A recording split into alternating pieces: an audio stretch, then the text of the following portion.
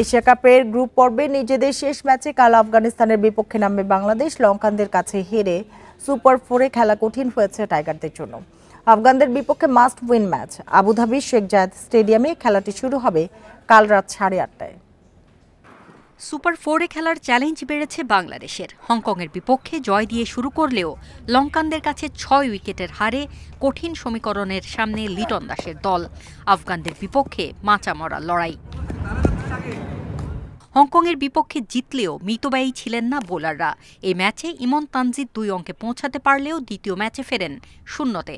অথচ এশিয়া কাপের আগে তাদের ব্যক্তিগত ইনিংস প্রশংসনীয় হলেও নির্ভরযোগ্য জুটির আস্থা তৈরি হয়নি।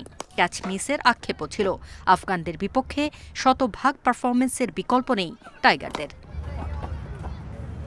একাদশে একাধিক পরিবর্তনের সম্ভাবনা।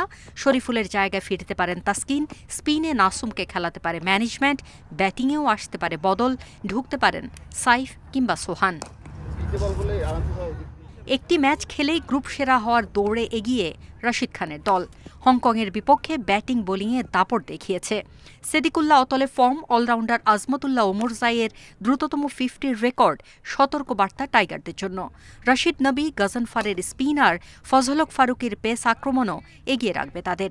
উইনিং কম্বিনেশন অপরিবর্তিত রাখতে পারে আফগানরা। এর আগে টি-20-তে 12 বার মুখোমুখি হয়েছে দুদল। আফগানদের 7 জয়ের বিপরীতে টাইগারদের জয় 5 ম্যাচে। Farida Bakhtiyara, independent news.